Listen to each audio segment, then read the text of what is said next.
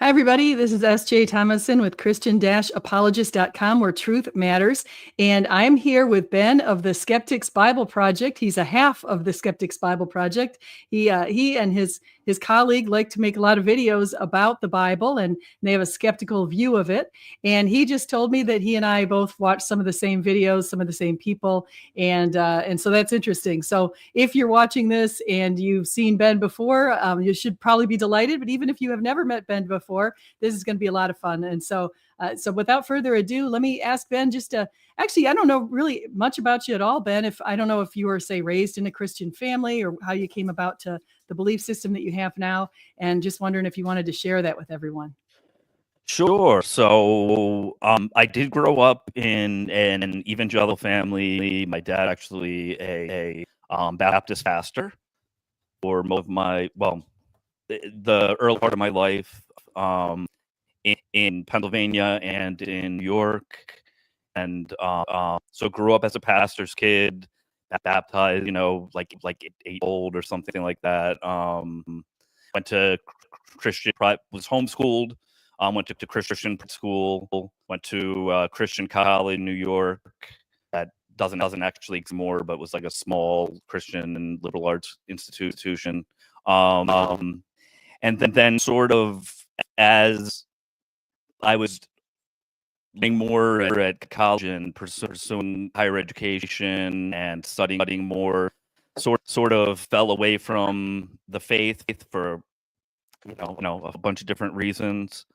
And then a few years after that, a friend John had started to do a little explain, like getting into like Bart Ehrman and textual criticism, and so he got me into that, and we sort of are like into like mysteries and trying to figure out puzzles and stuff like that. So looking back and trying to make sense of all these different pieces with the sort of historical, critical perspective, something that really appealed to us. We would just be like having conversations about this all the time, and sort of like obsessively going into it.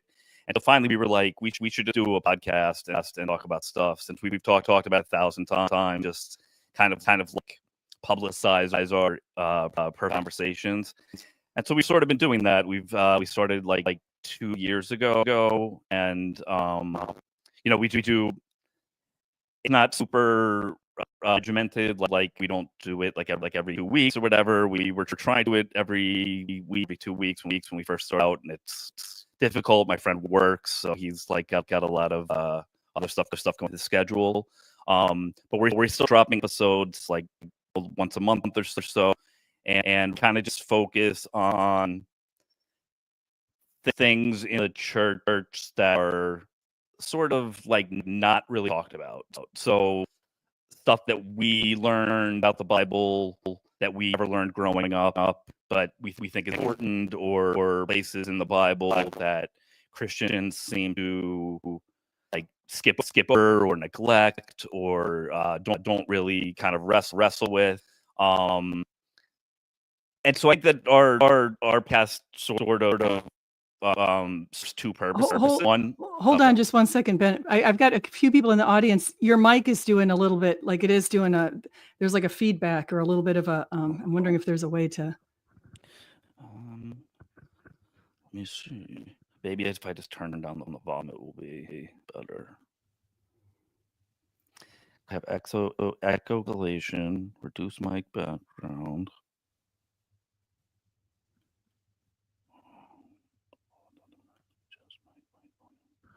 Is it still the same?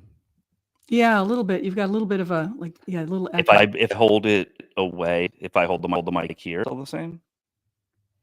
I think I can hear it a little bit. Still a little bit of an echo. I don't know if there's a way to. Okay, I'm trying to think if the mic is just loud. Any better? Now, that time I didn't hear an echo. Okay. I didn't hear one there either, so that could be good. Okay, let's try to keep the mic far enough away. Maybe that's. Oh, wait, now I heard it again. Sorry. Okay. Sorry about that. No worries.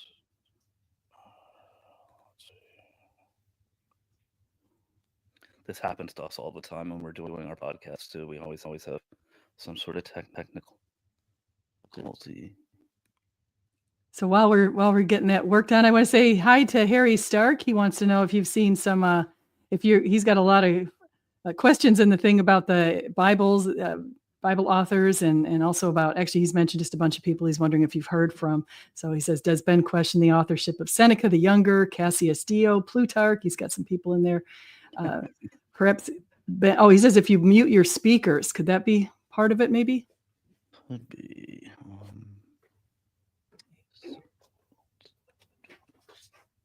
Okay, is that any better? Oh, that seemed pretty good.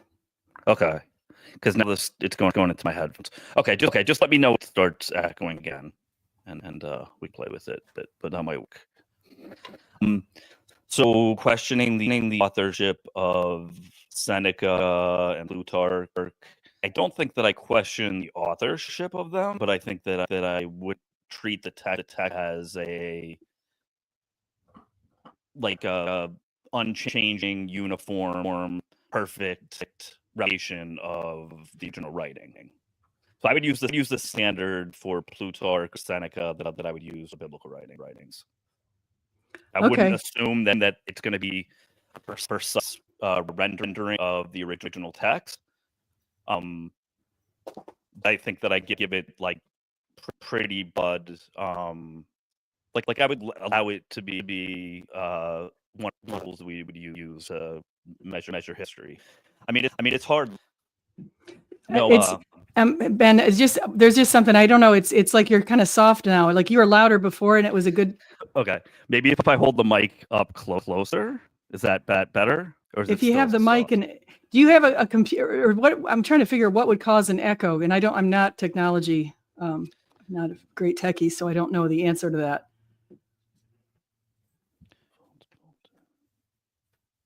So this can see if. Wait, hold on. My dog is. Hold on one sec. Stop that.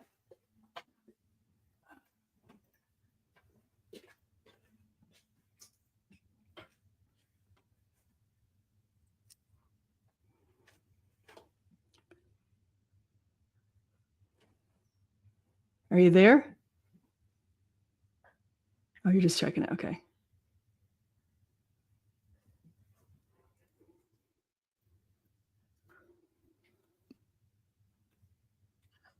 Hello? Oh, now I can hear you. Okay. Is there an echo? No, I didn't get an echo. That could be good. All right, let's not jinx it for now. So yeah, I think we should be. I think that there are forgeries from other authors in antiquity, and so like the same technique that I would use to question biblical authorship, I would question Plutarch or Suetonius or Pliny or any of those people. So let me ask you this. I guess I don't know your position on the Bible, so it's very interesting. I think you actually told me on X also in the DMs that you're a son of a pastor, and I forgot about that. And so that is a really interesting upbringing. So you had an upbringing as a pastor's son. Obviously, that would mean you're exposed in the church a lot, and you probably learned a lot of the Bible, so you probably have a pretty good background in it. And a pastor of I think you said Baptist church. And so that's a very interesting thing. Now, is your dad still a pastor? So he's not anymore. Although he does like, he has his own business that does like he does funerals and weddings for like unchurched people. So that don't have like a local pastor but want to get married and want to do it in a church. He has his own site that does that for people. I think my dad has been on a journey of like reevaluating his faith. My parents ended up divorce, so that caused kind of problems with continuing to be a pastor and like a bunch of other sort of residual damage due to the divorce. But both of my parents are still believers. Still, like, my dad is still wrestling through like how to make sense of his faith. I think he's more liberal in how he interprets the Bible, and less sort of like fundamentalist. But I know he reads like N.T. Wright and who else was he reading? Someone else, like some other Bible scholar that's still a Christian. So, but he's not pastoring anymore. No, that's interesting, and that can be a challenge. Obviously, it was interesting. One of my colleagues that I work with, she had talked about the challenges in the church. If you go through a divorce, sometimes the church can, and not even just coming from a pastor's view, but just even as a member of the church, that can be something that unfortunately it doesn't work out very well for the person who's a member of the church sometimes, and that's unfortunate when a church does that, because that's probably when you need the church the most. It seems like there's a weird inconsistency when it comes to divorce in the church too. Sometimes it seems like people are willing to look past it. Sometimes it becomes like a really huge issue, and it doesn't necessarily seem to be consistency how it's applied. I think Pete Hegseth, who everyone's praising as like the champion of Christian virtue, while he's on his fourth marriage, I think, and like had affairs with each successive wife, like when he was with his previous wife. So, but yeah, I mean, I think, yeah, I think that there's a lot of the more like contemporary issues. The church is really struggling to kind of like find their way without giving what they feel like is core mission, being able to maneuver through the culture that we're in. That we're in. Yeah, I think that's a big issue, and I think something that you said on X, and I think it had to do with kind of related to this kind of stuff, is this idea of Christian nationalism, and I think that some people are concerned about that. And I'm a Catholic. I know you probably know that. But I was a Baptist for 10 years, and I was married in the Lutheran Church back in 2003. So I was raised a Catholic and then gravitated back to the Catholic Church. But I point that out because the one thing about the Catholics is they don't call us part of this. I don't think that we're considered Christian nationalists as a Catholic. I think that's the evangelicals, and I could be wrong. I don't know much about Christian nationalism, but is it something that you're talking about with respect to the evangelicals, or maybe the Southern evangelicals, or a particular group there? So it's part of the problem with Christian nationalism is the sort of broad term, and nobody necessarily agrees on what exactly they mean. And so I sort of use it broadly as well. But I think that mostly the people I see are really the traditional Catholics. Like what's his name? Dr. Taylor Marshall. His name, or I think Mike Flynn is the ones that are like posting on X about Saint Michael the Archangel, like coming to destroy all their enemies and stuff like that. But I don't think that they're a large segment. I think it's mostly come from either Pentecostal evangelicals who have a sort of maybe less developed view of what a Christian government would like. And then I think Reformed people who are really entrenched in Calvinism believe that like they should be bringing back either Old Testament law or some sort of application of the Old Testament law in modern times. And I think that both of those movements are. I think all of those people are sort of in relatively close proximity to those that are in power now, and so it is a little bit alarming. And I think it can be something that could be pretty innocuous too. If you tell like the average Christian, "Oh, do you think we should have, more government or government?" A lot are going to say yes without like. They may not think that you're like we should be murdering homosexuals, or we should be putting people that commit adultery to death. Like they may realize that's what you mean. Say Christian nationalism. They just think like you love your neighbor. So it's very confusing because people don't mean the things, and I think there are values that we would say are Judeo-Christian broadly that we would all say are good for society, and then there are things that like we would say would problems in society if we try to impose now. So that gets to a pretty important question, and I think it's one that have you ever read the book by Tom Holland called Dominion? I haven't. So I think that Tom Holland's book is I hear a lot of people about it. So I probably will have to read it at some point, or at least like do a little bit of a deep dive into it. I think from my impression, his thesis is somewhat correct. I would probably shift the focus onto. I feel like cultural things dictate the forms of Christianity that are lasting. So if you think of like reception theory, it talks about like what different communities accept. So you have like texts that were accepted by communities. I think that the cultural context creates the forms of Christianity that we have. So I think that Tom Holland that I think there was a relation going back and forth between culture and Christianity that was moved towards democracy, moving away from like forced slave labor. But I don't know. I probably should look on his book. Haven't read it close enough to know his thesis. I think that he's wrong. I think the rise of Christianity has coincided with the rise of Western culture. I think that's pretty much unarguable. I would just wonder which has the real determinant factor, if it's Christianity or if it's the things in the culture are allowing these different parts of Christianity to be the that carry on. Yeah, not the mix of for the kingdom. Like that's not the thing everybody's remembering, or the sell all your belongings and give to the poor.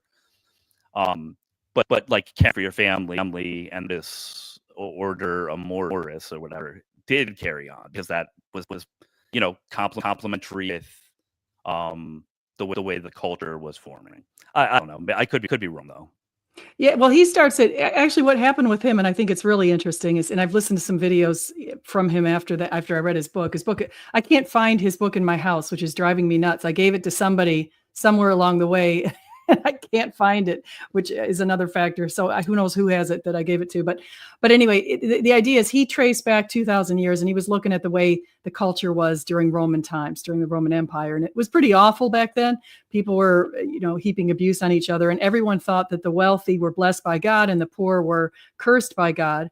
And Jesus kind of turned that whole thing on its head by saying, no, blessed is the meek and the poor in spirit. Theirs is the kingdom of God. And so all he was saying, and this whole thing of love your enemies and love, forgive people and forgive them 70 times 7 and all this sort of stuff was completely antithetical to what was going on in those times. And so Christianity sort of turned the world on its head.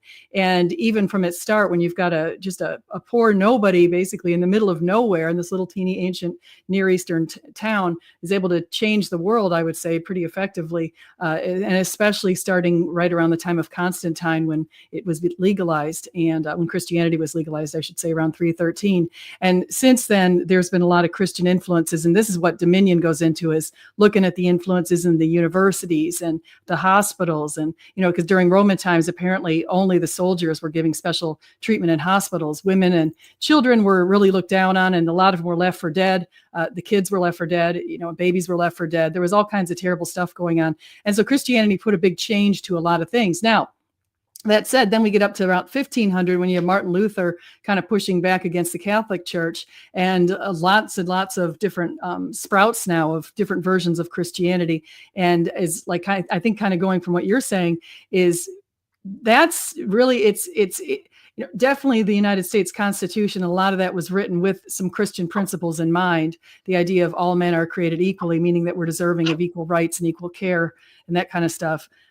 Was definitely in line with that. And also the idea of human value and dignity and intrinsic human value that's not conferred upon you by someone else, but is just within you as something that God has given everyone. And so those kind of ideas are Christian. But like you're saying, I think in our culture, we've got all kinds of different offshoots and all kinds of different interpretations. And that's one of the challenges of Protestantism, actually, is because a lot of it is about my interpretation versus your interpretation. And you see tons of Protestants basically debating on things like once saved, always saved. And it's just really interesting because which is one of the reasons why I came back to the Catholic Church. I was looking for a centralization of some thoughts, and I like the fact that they spelled out all the things that I consider pretty important in the Catechism, and so I'm looking that way. But that said, there have been troubles, and in modern times, I think with the way that some people want to discriminate against certain groups and maybe look the other way with other groups, and all of the groups have been told that we all fall short of the glory of God, and so that can be a challenge. And I say when I say other groups, like you mentioned, there are a lot of people who go out and they protest against homosexuality, and they stand up at the funerals, like the Westboro Baptist groups, and they do all this stuff that's terrible. I mean, I would say it's terrible to go to somebody's funeral with your placards trying to make a political statement. I think there's never a good time for that, especially at a funeral. But then they look the other way when there's, drunkards tripping out of the bars and other things that people can do to sin. So anyway, I just talked a little long there. So let me turn it over to you. Yeah. So I think that it's really interesting. I was reading a book about the rise of right-wing thought, and it was talking about Nietzsche's criticism of Christianity and how it sort of transformed man into, it transformed the morals and values. We were saying the Roman Empire, it was about being strong and conquering and like hyper masculine, and Christianity is like affiliated with the slave and women, and it was about laying down your life. I think it's interesting how that is really like an accident of history as well. Because if you think about the disciples, when Jesus was actually on the earth, the notion was that he was going to be the Messianic king that was going to take over Rome. They had this idea that Jesus was going to free the Jews from Roman oppression. And that didn't happen. And instead, Jesus crucified. So when you look at like Gospel of Mark, you still have those traces of sort of surprise, like Jesus is feeling kind of like angsty in the garden, is like really like desiring for the cup to be taken away from him, and you can almost read some of the early trauma into the text where people were like, Peter expected, like, Lord, no, that's not what's going to happen. You're going to go and reign, and Jesus like rebuke him and say, no, get behind me, Satan.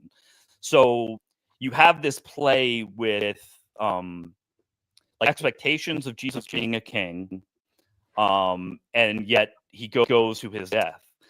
And I think that becomes developed into the Christian morality, like out of necessity, because people are trying to make sense of how this works. So by the time you get to look, you don't really have an angsty Jesus anymore. You have a Jesus that's like much more of a Greek hero, but at the same time is also like fully in control and is laying down his life for the lives of others, as opposed to like the sort of like failing like at being Messiah and instead being put to death. You have like a transfer of putting things to death actually the way that he became the Messiah. Yeah, let me build on a few things you said there. So one of the things that you said is it's kind of like a Bart Ehrman theory, is sort of looking at Mark, believing that Mark has priority as far as being the first gospel written. I know there's some also other gospel believers, even people like William Lane Craig, who also thinks that Mark was the first gospel written. Regardless, it's either Mark or Matthew. The early church fathers thought it was Matthew. But even in Mark, it says in Mark 14, when Jesus was being questioned by the Pharisees and the head Caiaphas, he said, are you the most blessed, the Son of the Mighty One? He basically was referring to Daniel 7, and Jesus said, I am, and you will see the Son of Man sitting at the right hand of the Mighty One and coming in the clouds of heaven. What he did there is he drew our attention to Psalm 110, where it says, the Lord said to my Lord, sit at my right hand and make your enemies your footstool. And he also drew our attention to Daniel 7. But in the Sanhedrin 98, which is super incredible, Jewish people of the times even after Jesus knew that there were two types of Jesus in the Old Testament. There's the Jesus who was in Zechariah 9:9, the humble one coming on the donkey. And then there was, and also who was pierced for our transgressions and crushed for our iniquities. That Psalm 22, on his hands and his feet were pierced. in Isaiah 53, like Harry Stark is mentioning here. But then there was this one that was tortured, and then there was also coming in the donkey. And Sanhedrin 98 said, but there was also this really mighty one coming in the clouds of heaven, who was going to basically be this warrior king and all that kind of thing. And they realized, and this is what the Sanhedrin said, if we sin, we're going to get the guy who's coming on the ass. That's what they said. And so we're going to get the humble Jesus. But if we don't, if we're wonderful and the Jews don't go astray, then they were going to get the one coming in the clouds of heaven. So they realized there were two types of Jesus, two types of Savior. And they also knew that he was due then. That Daniel 9:24-27 made it quite clear. Jesus is due. The anointed one's going to get cut off, 483 years after the call to rebuild Jerusalem. So we've got a pretty interesting stuff going on there. And I think that I just spent 2 mornings listening to Justin Martyr's dialogue with Trypho the Jew, and that was written around 140 or so AD. And the interesting thing is Trypho has all the opinions that are consistent with what you're saying. Is, hey, we were expecting this mighty king, and that's what a lot of Jewish people today still are saying. They're still expecting that mighty king, and so they don't feel like Jesus fulfilled it. But even in their old writings, is I guess what I'm saying in Sanhedrin 98, you can see that they knew there were two types. So. Well, Messiah is weird because it's not an idea that always existed. Like, it's a later idea in Judaism. So it all starts to happen in captivities. So it's not like, I don't think that it's super clear exactly how that figure was flushed out, but it was an anointed king. I mean, it means anointed one. And he was going to be the king of Israel. All the messianic prophecies say that he's going to be a king. So I think like Psalm 22. Psalm 22 I think is good. Like, so I think that some of the like a backwards reading of prophecy. Well, yeah. I mean, I think that like I pretty agree with the Jewish interpretation of Jesus's day, and I think that even I think that it's interesting. Well, yeah. So I think that it's Mark to me is reflecting on like the Gospels. I think you have to look at them as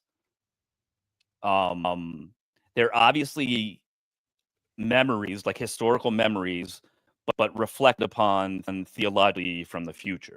So, Mark already has ideas that he's reading back into Jesus' story, right? When he's telling it. What can you clarify? What do you mean by that? What do you mean by Mark is reading back in ideas? Mark is not writing down his gospel contemporaneous with it happening in history. He's writing it probably in around 70 AD. So when Mark is looking back at things Jesus said, he's already interpreting them in the light of believing in the resurrection. So that's a good thing. Now I want to go into now, why do you think the Gospels were written, or why do you think Mark was written in 70? Well, I think that's just the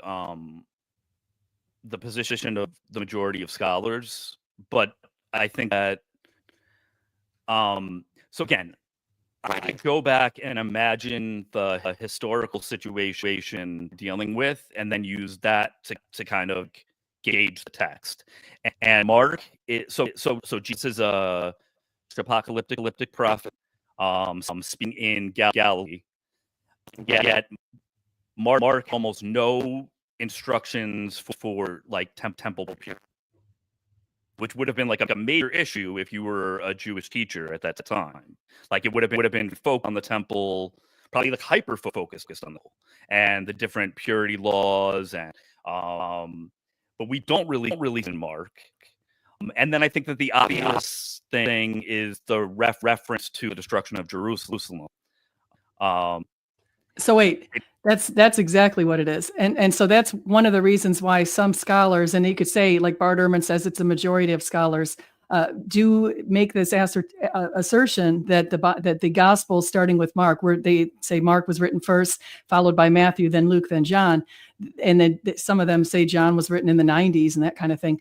The reason they're pinning it to 70 is because they see that Jesus prophesied what was going to happen to the temple, which, as you know, the Romans destroyed the temple in the year 70. And so, Jesus prophesied that was going to happen. And because they have this, they already have a pre-existing idea that there can't be fulfilled prophecies because they see the theological implications. Therefore, they set the dates of the gospel to after 70 or 70. And I think, well, I mean, even they say that themselves. They say that there's no such thing as these prophecies. They've done the same exact thing with dating Daniel and Isaiah and all that. But if you look at Daniel gets everything right. Yeah. All his predictions right up to a certain point, gets everything wrong. What did he get wrong? Everything after like Epiphanies, Daniel's like not correct about. Okay, so let's go back. That's actually a great point. So if we look at the book of Daniel, what you have to do, or like the way that you read a book in antiquity is you would find like if it's making predictive claims, you find when those predictive claims start to go left, and then you can basically like estimate. Okay, the author is writing from this time, and we know in apocalyptic literature what they would do is write into the past. So you would write things into the past if they're predicting the future. You have validation for what you're saying is going to be like some prophecy, like it was fulfilled in the past. You write prophecy that's already been filled, like it will fulfilled, but that gives you credibility as prophet. Mm-hmm. And then you write some prophecy for the future, which usually ends up not getting because people aren't really prophets. Right. Well, let me just explain, just so the audience knows what you're saying with Daniel, because so you have Daniel now. It's my belief, and it's actually also conservative scholars' beliefs, that Daniel was written in the 6th century BC during the time that he was under captivity under King Nebuchadnezzar. Around, we have around the say 586. We have the first temple being destroyed. We have the temple being rebuilt around 516. But Daniel, according to traditional beliefs, was writing around that time, and also writing possibly during when King Cyrus took over in 539. Now, the reason why some people, then I won't get into the Isaiah prophecy of Cyrus, but then you keep going. Daniel made very specific claims. He had 2 different times when he referenced 4 kingdoms, and he made some claims that talked about he was in the Babylonian kingdom, which was taken over by the Medo-Persian kingdom. That was prophesied both in the dream by Nebuchadnezzar and also by Daniel's own vision. And then there was the kingdom of Greece, which he named, which is pretty amazing because that didn't come about till a couple hundred years later. Under the Greek kingdom, that's when you see this horrible person, Antiochus Epiphanes, who went in there and trashed the temple. He was the abomination of desolation around 165. So a lot of scholars say that because Daniel was so specific about this king, that he must have written after the king because he couldn't have possibly known. And then, of course, Daniel predicted the 4th kingdom, which is the Roman Empire, out from which the anointed one was going to come, and he would be cut off 77's less 7 years of the time when the call to rebuild Jerusalem went out, anywhere between 457 and 444 BC, which puts us to the time of Jesus's crucifixion around 33 AD. And so I'm just pointing those things out because you're coming with the belief that you're not alone. I mean, you, Bart Ehrman, there's a bunch of people who are skeptics who have that same thing. They say there's no way that Daniel could have possibly known Antiochus Epiphanes, so therefore he must have been written after. And you might say some people think that Daniel had mistakes after that, but I'm not seeing them. I think the 4th kingdom is the Roman Empire, and I see the Daniel 9:24-27 seems kind of clear. So my belief is it was written in the 6th century. Daniel had visions from God, and your belief is that there is no God, so therefore it must have been written after the prophecy occurred. I mean, and I don't with the conclusion there is no God or that they're prophecy, but when you're dating a book, this is just the way to do it with ancient texts. If you have an apocryphal text, you would go where the predictions are right. Like we can do the same thing with Mark. So Jesus says the time's going to fall in the Olivet Discourse, and he says a bunch of other stuff that happened. So we know that it was written after the temple fell for this other stuff that was going to signal the end of the age. Because the disciples assumed that it was still happening while they're writing the book. because assuming they're in that period between when the temple fell and the coming of the age, it turns out they all taste death before the coming of the age, like the prediction that Jesus makes in Mark. So. Yeah, and I know I'm sure you've heard there's all kinds of, I mean, people have talked about different ways that they've reconciled those verses and what Jesus could have meant and that sort of thing. And so I'm sure you've heard that, and I won't bore people with that whole thing, but a lot of people think that because right after that, you have the time when Jesus took Peter and James and John up into the mountain and he was transfigured before them along with Moses and Elijah. A lot of people say that itself was a kingdom reference from the previous verse. And so that's one thing. And then when he talks about this generation, a lot of people would say the Genea word also could refer to us still being in this final times, end times generation. And so when you consider that the world is as old as it is, now some people in the chat might disagree with the age of the earth, but I believe it's an old earth. And if you believe it is, then we are kind of in a really small period of time with respect to the age of people on the earth and the age of the earth. And so that's kind of an interesting thing too. Actually, that brings me up a question. When you said you were raised as a Baptist, were you raised as a young earth creationist? Yeah, I think like we didn't really. It was a hyper focus of my church life to like be affirming like the Genesis stories, literal. Like we always grew up like. Sad as it is. I literally thought that men had less ribs than women up until like I was in my 20s. So like but I think by the time I went to college, I was sort of like flexible on the age of Earth. I was more like theistic evolution. I was never like super funny fundamentalist, but I think our church was like thought that it was a literal 7-day creation. Yeah, that's it. Because I've seen a lot of disagreements about that, and I know we've got a friend in the chat here, Taking Back Eden. I think he has and I'm not sure where his views are, but I'm pretty sure he's a young Earth creationist as well. And so I know we've got that. We've got Harry Stark. I want to say hi to everybody in the chat. So great to see everybody. So maybe we could talk about points that we agree on. So because I know it's like I think we probably have more agreements maybe in the world than we have disagreements. Like I'm sure you and I both agree that we love the idea of freedom of speech and freedom to worship as we see fit. You know, we can worship whomever or whatever we want. You can come in here, you can be a Hindu, you could be Buddhist or whatever, and you're not going to be attacked by other people. I think you and I probably can agree to that. Would you say that's fair? I think so. Yeah.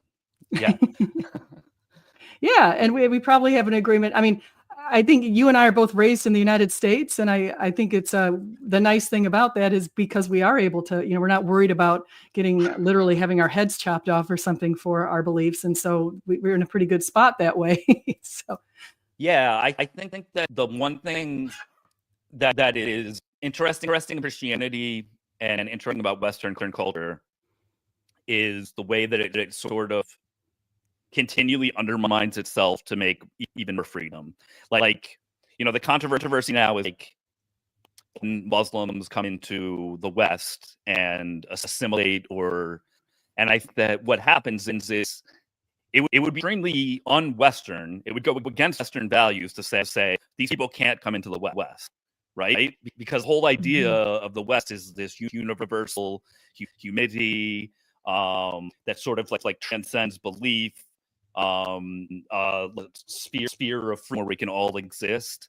So I think that even like if the West tries to get like entrenched and closed off, I think it has like a mechanism within itself that kind of like opens it up to difference and freedom. So in that way, I think it's actually really good. I'm a big defender of the Western tradition from that perspective. Yeah, I think my dog is messing with. He's doing what mine was doing. I think it's one of the. Actually, I'll wait till he comes back on. One of the fundamental things about I think about the West, I just say the West in general, is we have property rights. And if we buy a house and we own the property, we don't, unless somehow our property is what they call eminent domain, the government's going to take it from us because they're building a highway over us or something. We pretty much have individual rights, human rights, property rights, and those kind of things. And that is different from other parts of the world. If the government decides they want to take you or imprison you or take your stuff in many places in the world, unfortunately, they do. so that's. Do you think that property rights are a residual effect of the Christian world as well? I think it is related to it. Yeah, I actually think property rights and I think Christianity is the idea that you can go and you can own, like the idea of you can make investments. I look at like the parable of the minas, where one person's given 2 bags, one's given 5 bags, one's given 10 bags of these talents. And Jesus kind of scorns the one who buries his talents, and the 2 who invest are good. And so I think one of the best ways and this is speaking as a former realtor, one of the best ways to make money and to make to do okay in the long run for your family is to buy a house, or a condo or something where you're owning something and investing in it, and then one day selling it, hopefully at a profit, and being able to give that to your kids. And so I think that's I think that's been a really nice thing in our society. Yeah, free markets, like Harry Stark's saying. Yeah, I think that I always am some sort of interested in this tension between the apocalyptic Jesus movement that was like walking around with him during the day, where he's saying, sell all your belongings to the poor and let the dead bury the dead, and the sort of later, not much later, but like later institutionalism of even by the time you get to like, I have questions about the authorship of Ephesians or Colossians, but even by the you're getting to Ephesians and Colossians, which is like late first century, early century at the latest, already have these family codes and like ideas of sort of like being more responsive, like forming community, that goes sort of is in tension with that early kind of Pain and Jesus idea of like live like you're untethered to anything, like be free, like if you're married, live like you're single, or like some. I just want, like, I can see like how Christianity develops to be supportive of property rights, but I wonder if that's like not a tension in the earliest form of Christianity. Yeah, I want to say, I think what you're saying there is really interesting. I want to say first to Taking Back Eden, thank you for the super chat. That was very generous. I haven't had anyone do a super chat here in quite a while. It's very generous. So just notice that your name in Hebrew is son, which is nice. Ben, just Ben short, not Benjamin. I don't know if your name is fully Benjamin, but yeah, it's Benjamin. So son of my right hand, I think. Oh, is that what? Okay, I didn't know. That's what my parents always told me. Nice. No, it's really interesting because a lot of people, including Karl Marx, he took a look at the Bible and he decided to kind of twist what was going on. In Acts, a lot of people are willingly giving up their stuff. If they lie about it, that's a bad deal. It didn't work out for, as you know, Sephora and Ananias when they lied about what they sold. But when they willingly gave up their stuff and for the greater good, and they brought it in and they lived together and nobody owned anything, they'd have an vow of poverty. You see some religious sects doing that still today. But that idea was going back to Christian times. Some people have taken it mistakenly to mean like socialism, which is according to, you take these words in the gospel and you twist them, or I'm sorry, in the Bible, and you twist them to from each according to his abilities, to each according to his needs, which is communism, which is the worst possible system that you can have. And so some have tried to make the argument that Christianity is some form of communism, which instead is what the government takes over everything, owns everything, and we're a bunch of paupers and pawns in their under their thumb.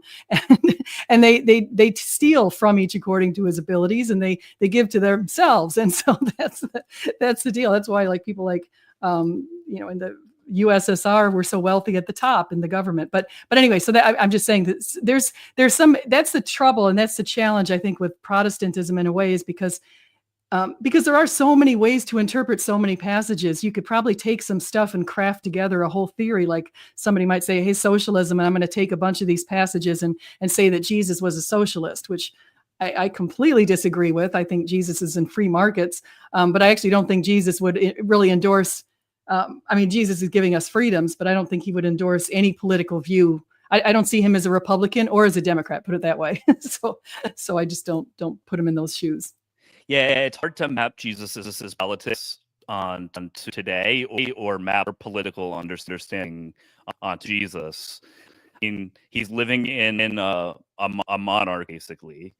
Like the only way that in empire, the only way that they're really able to conceive of society is some sort of monarchical kingdom. He's forming a movement that's made the poor. And it's even hard to it's hard to separate like his any type of like mapping of our ideological understandings is going to end up most likely end up not being helpful or be more confusing. I think it's like you draw parallels, but to call Jesus a capitalist, I think is a misnomer. Call him a socialist would be a misnomer.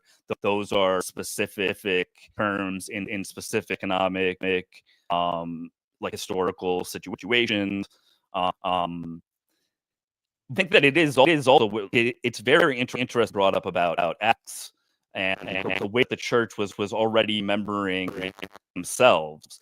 I mean, I think that Acts is accurate in the way that they were in that it was this perfect utopia where they were all sharing their wealth. But I think that it is that the church sort of ideal themselves at that time. They said like this would be the ideal way for us to be. And Luke, just in general, is very interested in fleshing out the kingdom of God and what it would look like as like Jesus goes through his ministry in Luke. He's like enacting the kingdom many places. So there's no sick in the kingdom of God. So he heals sickness. There's like I don't know. There's other examples too. But like she's actually like enacting the kingdom that has arrived in Luke's gospel, and I think that sort of like goes the way that Luke, in the way that Luke is trying to imagine the early Christians as well. Yeah, I tend to agree. I mean, I think that like we sometimes sort of play around with the biblical Jesus. I think the one of the issues that you have in historical criticism is that people always want to read themselves, like they want to read their version of Jesus onto Jesus. I think that that's a problem that happens in the church, and I think it's a problem that happens like even with secular historians. Like for whatever reason, people want Jesus as sort of like authority to up their views. So rather than saying like, oh, I agree with this thing that Jesus is saying, or Jesus is wrong in this, they would rather say like, no, he's actually saying is what agrees with me. And I think that happens even in like you have a certain historical idea, want to read back into Jesus, and you end up like searching the text. Well, he has to be this. This is my sort of conceived notion, and it has to be that. And so that's just always like a problem I think we have to kind of struggle against. Yeah, I guess the other thing, the Catholic Protestant divide, I think, in ways it's nice to be able to like fall back on church history and again the catechism and have that clarity where you can say like, okay, like this is confusing. Let me like go to an authority sort of like made proclamations on this. Whereas the Protestant side, I think some of them try to like maintain some authority, but it tends itself towards anarchy, because like if you go on TikTok, like people just believe what they want. They read the text and just like they get to say whatever they want. So so true. And it's like you know they don't care if the Pope disagrees, or if they don't have a bishop tell them, like they don't have any real like authority to keep them in check. And then the result of that has been like division in the church and people calling each other anathema and whatever. Yeah, it's crazy. I did want to say something though. I was just thinking about if now I always ask this question if someone is sort of agnostic or you don't have a firm belief. If say I know you know who Jesus is because I know you were raised in a family that had worshiped Jesus. I know you said your parents are still believers. If Jesus were to appear to you in no uncertain terms, it's definitely him. He showed up, he knocked on your door, you open the door, and it's him standing there, and he says, "Will you follow me?" Just wondering what you would say. Now, for sure, just as again, like playing in my world, as if this is a possibility. Yeah, it's a hard question to answer. I mean, I think that so when I lost my faith, I was reading the Brother Karamazov by Dostoevsky, and there's the famous part where Ivan Karamazov is talking to Alexei Karamazov, and he's explaining why he thinks that God is not worthy of worship. And he talks about like suffering of children and the like things that are happening all over the world, and but specifically things that are happening to children. And he says, even if like God was to appear and show me the way these things were right, like that the line could be straightened, that everything could be resolved, I still would believe because like thing could really justify that. And so like I sort of stand on that. I sort of stand on like the injustice against this world, that, like in a protest against God. But I know that that's sort of silly in a way. I think part of the problem with like Jesus' appearances would be like some sort of like I probably able to talk myself out of believing that appearance was real, because I would say well it's more likely that it's some sort of like a psychological. But if we assume that like it is real and it's the actual Jesus and he's telling me that it's true, I would hope that I would at least be like have enough commitment to truth I would follow was true. Mm-hmm. If that makes sense. Yeah, no, I think that's good. And it's funny you mentioned Dostoevsky. I know that you probably have heard of Jordan Peterson and how he talks about Dostoevsky all the time. And I bought Dostoevsky books because of that. I've got a few over in my thing. Some I haven't even finished yet because I haven't had a chance to get through them. But I did hear that the atheist in that book was, according to Jordan Peterson, that he thinks that's one of the most convincing atheists that you could have out there. And Dostoevsky did a phenomenal job of portraying this guy in a good way, like having really truly portraying the atheist in a steel man, like a true Brothers steel Karamazov is a great book because you read all these characters and you really become like all giving really good arguments, either good arguments or like emotional appeals, or so you have to really wrestle through the ideas. And even though Dostoevsky is not an atheist himself, he does give really good arguments to the atheist in that book. And yeah, so it's definitely a recommended recommended. Yeah, no, that's a sign of a good author. So it's good. If you can, I mean, if you can steel man the other side, I think that's a sign of a good debater too. When you can actually, the other person's side so well that you can steel man it to a pretty convincing position. I think that's good. And I think like Dostoevsky, it's very like his way that he's telling you story is through conversation. So like the way that you're getting to the truth is this back and forth. It's not just like, oh, Ivan is right and Alexei is wrong, or Alexei is right and Ivan is wrong. It's like the conversation is bringing you to the truth. That's maybe a little bit more complicated than just one perspective. Yeah, well, it kind of, speaking of, like you mentioned the truth, and it's interesting that you mentioned the truth, because you think about Jesus referring to himself as the truth, and what happened to him, as far as anybody would attest, he was a good man. He was not out, just hurting people. Like his whole existence was as an innocent person who unfairly, unjustly was crucified, was beaten, whipped, all kinds of, crown of thorns. This whole horrible thing happened to him. Lots of non-Christians believe that happened, and they say that from way back when, like Josephus and Tacitus and that. So the crucifixion hasn't been denied, is I guess what I'm saying. But but I mean, that's the ultimate example, I think, of like it's almost like what we see today. I won't mention it so much with unborn children, but I mean, it's like the most innocent person is all of a sudden this injustice. And the fact is, he himself is supposed to be the beacon of justice. And so if that's the truth, and if he who said he's the truth is the truth, then he should align with all of those really positive values of justice and mercy and all kinds of good stuff.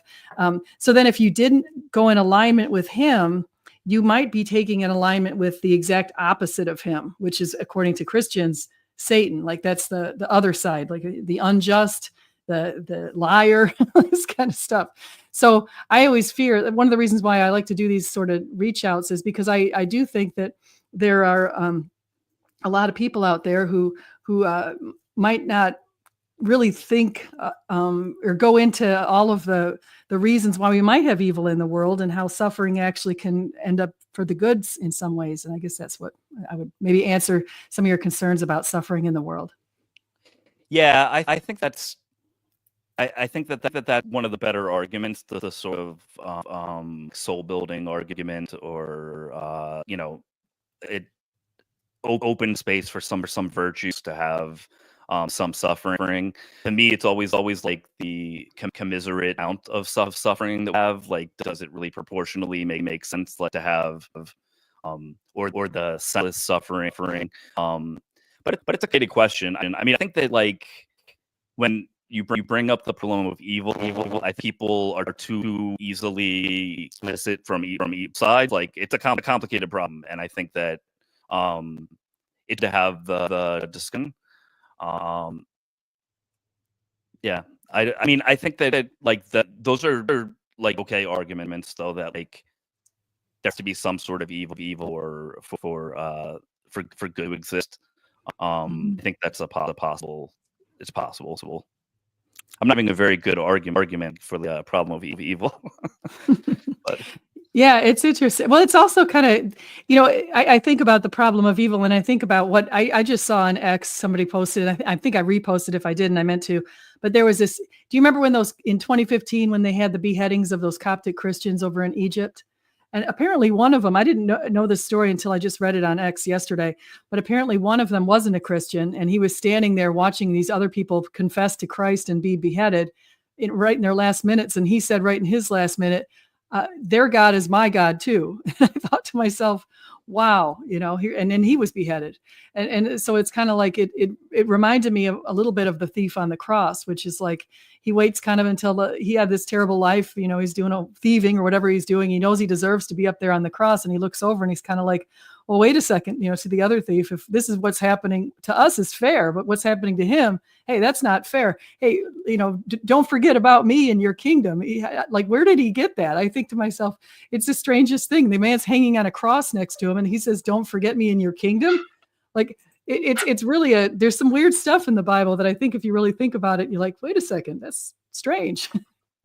yeah, the thief on the cross is like a point of constant controversy between Catholic Protestants too.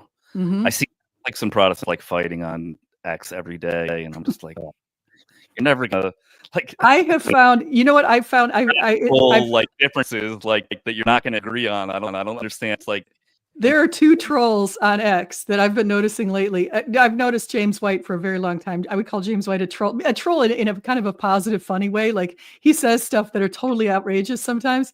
But then there's this other troll called Anthony Catholicism. That guy I just discovered. He's got a channel called what is it? Avoiding Babylon.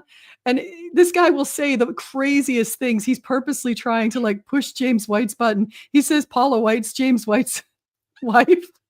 oh my god. It's just, yeah, I think. Wait, it's so funny. I think I saw them. Maybe it was this morning. I saw his White response to some Catholic tweet, and he went on at the rosary.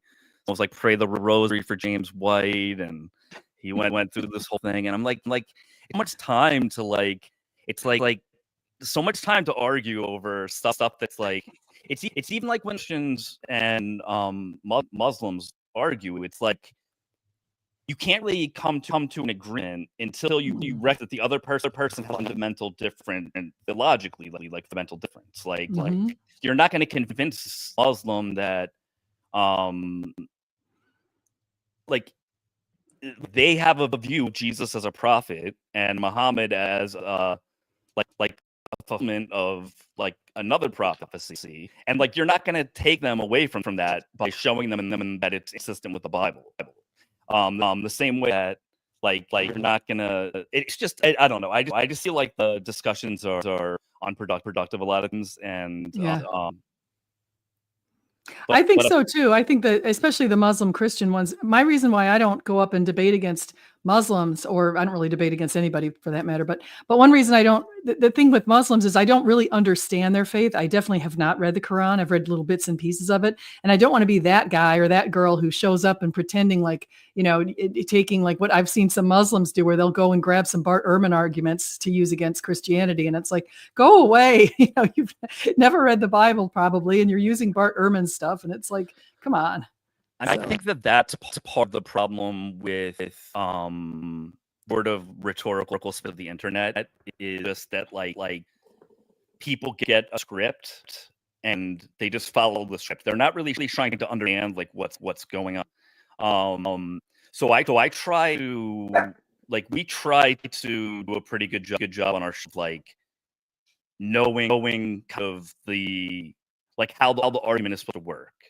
Not like saying, oh, well, Bart Ehrman says this, so this must be true. But kind of like flushing out, like this is the reason for this. This is why scholars think this. And you may not be convinced, but this is like the logic behind it. So many arguments on it's just like, oh, I'm gonna, my premise is A and B and C, and my conclusion is B, and the other person is like, well, I don't agree with A, and they're, well, what do you mean don't agree with A? And it gets into like foundationalism or subs. It's just like gives me a headache. Yeah. No, we couldn't agree more. So I know we're about an hour here, Ben. I didn't know, is there anything that that you'd like to mention what you're working on, or anything that's that we should have talked about before we hang it up? I don't think so. I just encourage people to check our podcast episodes. Anywhere that we have a YouTube channel. I'm not sure that updated with the latest episodes. But the podcast is on Apple Podcasts, anywhere else to get your podcasts. And we should be having new stuff coming out relatively soon. I think I might actually do some response to Wes Huff and Joe Rogan. So we'll be maybe a little bit late to that party, but everybody is giving their opinion, so we probably need to also. I think you're muted, Jay.